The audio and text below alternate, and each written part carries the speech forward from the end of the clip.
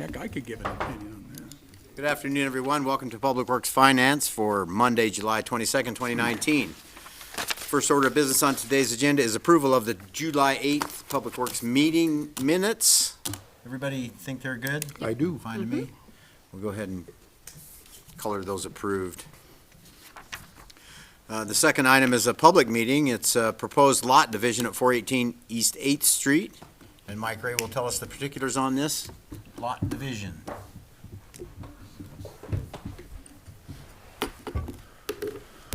Afternoon. Good afternoon, Mike. So this application before you today is a public meeting, so their proposed lot division, 418 East 8th Street. This is the property. It's about 1/3 of an acre in size. You've got 8th Street here to the south, Harrison, 7th, 6th Street to the north, Adams to the west. Currently a couple of fourplexes on this property, and really the proposal is just to divide it in order to divide up ownership on this piece. And so it's in the R4 zone, which is multifamily residential, as well as all the surrounding area. East side of Logan Street is where you transition to R3 zone. So looking at R4, minimum lot size is 5,000 square feet or 800 square feet per dwelling unit, whichever is greater. Lot width is 50, and then the setback requirement is going to be 15 in the front, 5 on the side with a combination of 15, and then the rear, of course, is 20. So just a closer view, 14,389 square feet. You've got a public alley that accesses 8th Street here on the west side. Then ends up making a right 90-degree turn here to the east and ends up continuing on to 7th as well. But primarily I use the alley as access to the parking lot, which is right here adjacent to the buildings. So this is the proposed division. There's a flagpole lot in order to divide the rear portion of the property. And so then there'll be two. This is one fourplex and this is the other fourplex. We require a certain amount of frontage on every street right-of-way, and that's why they've done the flagpole configuration in order to maintain setback requirements, so 15 feet in the front, 20 in the rear, and then the sides 5 and 10. And then we'd measure the front setback off of the flagpole lot from the middle of the access flag here, and so there'd be 15 feet. And so both these structures meet all those requirements, and then there will be an easement on the flagpole portion, and this is to allow for the current parking configuration for this fourplex, since this would be, belonging to this flagpole property here in the back, and so they'll need an access easement to provide that right to continue to satisfy the off-street parking requirements. So, per our policy, everybody within 600 feet's been notified. It has been posted on site as well, 7 days in advance, so there may be people here to testify. And we recommend approval with no conditions. I'd certainly be able to answer any questions you have. So is the rest of the alley to the west of the parking lot easement then? It is, yeah. So the public alley is just here to the west of that. And it's mostly just for ownership reasons, right? Yeah, it's the applicants indicated that it's purely just to divide ownership up on the two pieces of property and, future estate type needs. By making that flagpole situation there, that doesn't affect the parking on the back lot at all? I mean, there's enough parking for both as standalone properties, as opposed before it was all one property and it had a certain parking requirement, and now if you cut it in half, does that affect the parking on either side of that? It doesn't. We allow parking to be satisfied on the same property or the lot adjacent to it. So, there's really no effect on the amount of parking. There'd be an equal amount on each of those parcels. Thank you.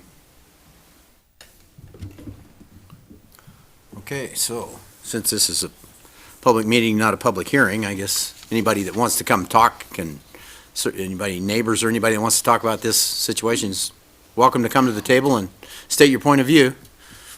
If not, we'll discuss it amongst ourselves. Well, this is a property that has a little bit of nostalgia for me because I lived in number 1 for 3 years way back when.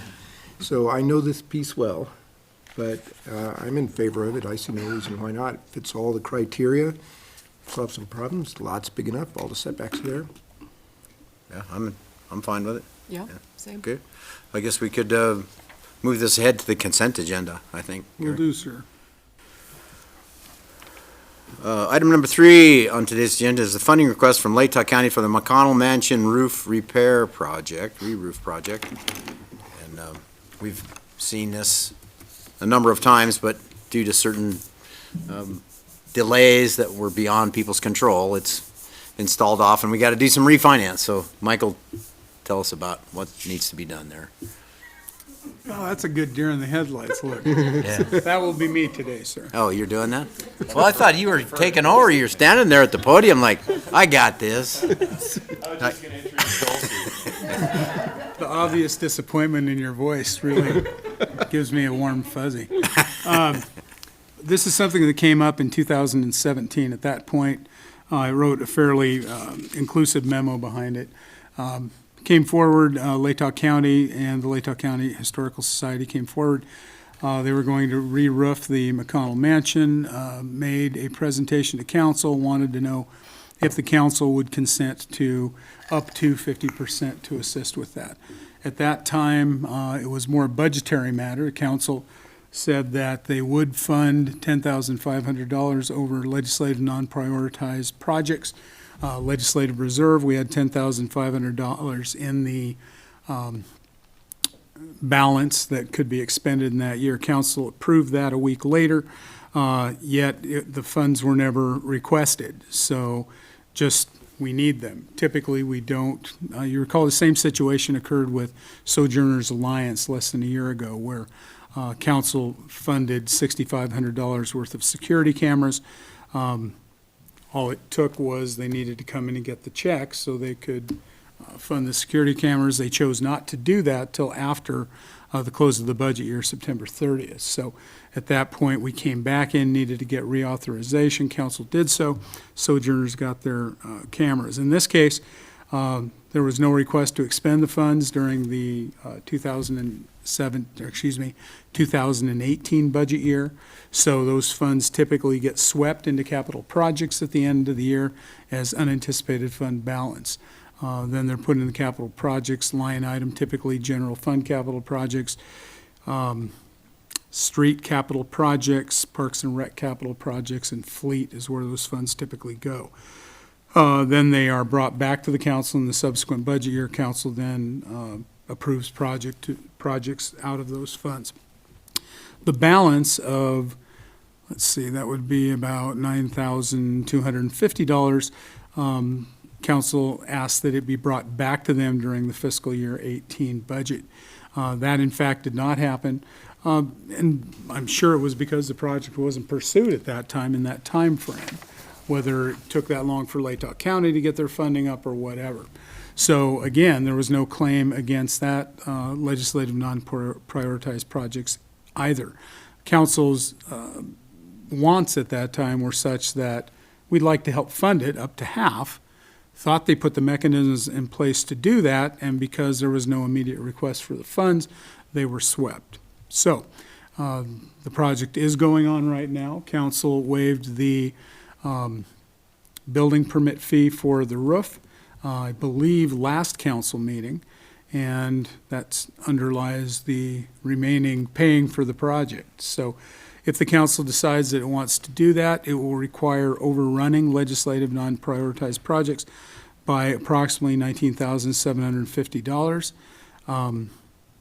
And what we will do, there will likely be, I can say categorically, there will be enough funding in the general fund. Since we fund account, we won't overrun that particular fund. That's our largest fund.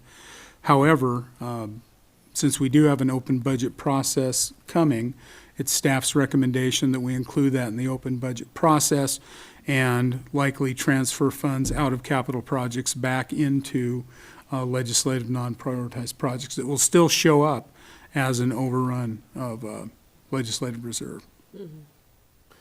But will be funded back from like general capital projects. Yeah, typically we accumulate in general fund capital, so there is sufficient capacity in there. I don't anticipate it'll be a problem. Well, we did say that we were happy to do that. I was there for those meetings, and it's a worthy project, and we said half. So just due to budgetary reasons, I don't see any reason not to go back, reach back, get it, bring it up, and help fund that roof. Yeah, it's just an accounting situation as far as I'm concerned. I think everyone's still in favor of the project and we would want to do it. And the funds were swept into the capital projects and we can sweep them back out in and expend them for this purpose as far as I'm concerned. I agree. We'll be doing an open budget process, I believe, on the 19th of August, so we can do it at that time.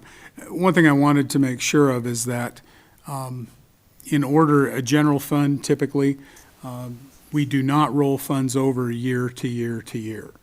We don't budget fund balances so if you have a project that goes into subsequent years, it must be reappropriated. And that's why, since these funds are reappropriated to a general budget line item and not for a specific project, that's why it didn't come back up. But we can certainly move that forward in that way if you'd like. I think we're all in agreement that that's how we'd like to proceed. So I guess we'd put that on the agenda for the open budget hearing, huh? Okay, so you're approving the expenditure now and bringing it forward in the open budget process? Correct. Okay. Certainly, sounds good. I would assume they need to pay a roofer, so we would want to spend it now. Can't really say unless Dulce's getting up there and doing it herself. Just slightly outside of my Just zone. just a little bit. Okay. Thank you very much. Thank you all. Glad very you came in. We've got star-studded balance here. Yeah. Certainly, you got to come up here, though, Dick, sorry.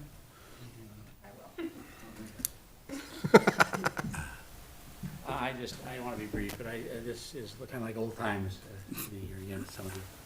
And I've never met you, I'm Dick Walker. Hi. I'm in Lowell County Commissioner, I emphasize Lowell. I realize sitting here that some things don't change.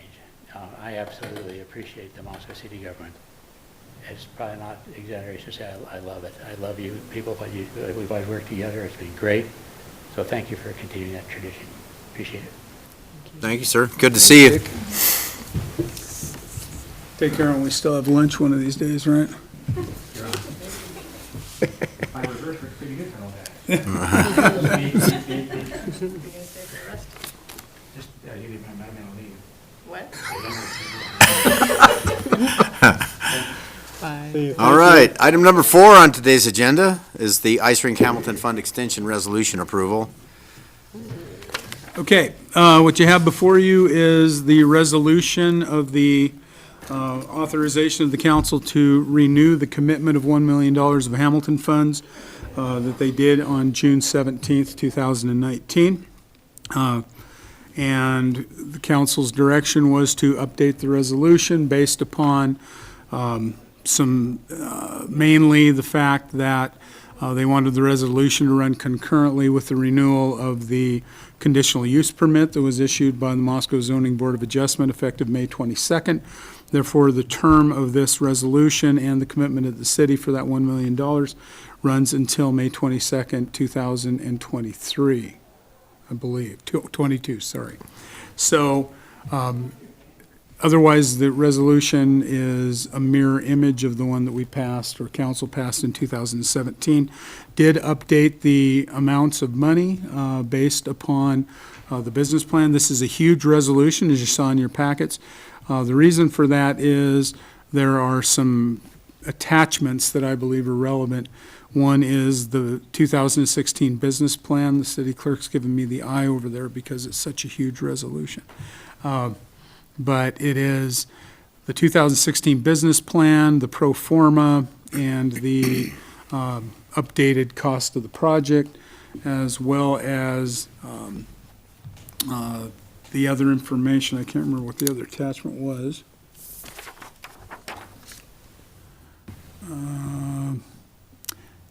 Yes, we included the conditional use permit that was issued by the Zoning Board of Adjustment as well. That way, all of the documentation is there. When this comes up again, it'll be brought back before council, and you'll have that entire packet of information. Yeah, I think it's great that it's been updated to reflect the changes in the, Well, it's been somewhat Situation. updated. The business plan hasn't been touched and reflects the same information we had in 2016 with no updates beyond the fiscal reporting of 2014 and 15. And I was somewhat disappointed to see no effort put forth to bring the business plan up to current standards. Yeah, Pete Robichaud from Palouse Ice Rink is here as well. I believe that some of those questions were put to Travis Wambeck and Christina Randall when they were here. And the indication was that the business plan was still moving forward. It had just faltered because of some fundraising issues and some fiscal issues that they'd had. So it's an ambitious plan. I think everybody will agree. I think the council, as we talked about, or you talked about at that council meeting, depending on how the fundraising goes, it is quite likely that this commitment will have to be renewed if they stay on the plan of 4 to 5 years to get the rink built. Now, Pete may have some different information than that. Welcome, Pete. Thank you. Yes, we are moving forward on things. Actually, in the past month, a couple of meetings have been held with individuals and some businesses that are looking very fruitful. I can't disclose what those are at this stage, but our goal is to be able to start construction long before 2022. Perfect. That's good news. Yep. Any other details you want to throw out there? We did purchase the refrigeration unit, and it is physically here now. And that will save us $300,000 plus by purchasing that. So that was a good move, and it also will reduce the footprint of our building because it comes in a self-contained unit, so we can actually decrease the footprint of the actual structure that we were planning. Nice. Your optimism is encouraging, so thank you. I'm sure we're going to want to recommend the approval of the resolution so that we can move forward with this and they can have confidence that the funds will be available when they It's a get very there. important step because one of our other granting agencies is waiting to hear the official resolution on this before they will make it. It's a contingency for them. Absolutely correct. Yeah, excellent. Okay, so as fast as we can do that, we will. Okay, All right. thanks, Pete. Thank you. Thank you, sir. Okay, so the recommendation is to approve it and bring it to the regular agenda, Correct. correct? Okay, item number 5 on today's agenda is bond proceeds resolution. I guess we've got to go through this to build a police station. Yes, sir. This is just another in a series of financial policies that are being brought before council. We have always had the practice of segregating bond proceeds from regular property taxes. It all comes in as property taxes, but once those property taxes are receipted by the city, we split off or segregate whatever we need for our principal and interest payments out of that, put that in the bond and interest fund. We do that pursuant both to bond covenants and because from an accounting standpoint, it makes sense. So, on advice of bond counsel, they felt that this will be a public offering, so there's a preliminary official statement that's being done. We have held a bond rating conference call with Standard & Poor's, so we're moving very slowly toward getting to the point where this will be funded. But in order to take that, bond counsel felt that we should have a policy that states specifically how we will treat bond and interest as it comes in. So that's why we have this resolution. So it's just another financial policy in support of the bond. We will maintain it. This policy doesn't just deal with this bond, it will deal with future GO bonds should the council see fit to put those out for election as well. So on August 5th, we will be bringing you a bond ordinance. We'll have both bond counsel and our financial consultant, Piper Jaffrey, here as well. This resolution will come through as well as the bond ordinance itself. Once that is done, then they will go out to the market, do a public offering, and we should have funding for the police station and the other capital improvements around September 4th. So they intend to do this as a public offering, not a private placement? No, I believe it's a public offering, unless I am totally way off. But as it says, the same amount of money to the city, so. I thought that was, seems to me that came up earlier that it was going to be a private placement, and so the proceeds would be, You know, you are exactly right. I was getting confused with the revenue bonds that we refinanced in 17. You're exactly right. It is a private placement. so that should give us a date, more of a date certain on the proceeds. Yep. So that's good. See, okay, So broadly on schedule still then. Yeah, we're still on schedule. We've been working, I just had a conversation with bond counsel today. And I believe on the 31st, we should be getting preliminary indication from Standard & Poor's on a bond rating. We have a current bond rating of AA minus. We're hoping at least to maintain that, if not make headway toward a higher bond rating equates to lower interest. So we'd like to get as high a bond rating as we can. okay, I guess we'll recommend adoption of that resolution. And that can go on consent too, unless you have a Yeah, I think particular that's, reason. yeah, I don't see any reason. Somebody can pull it off if they want more information on that.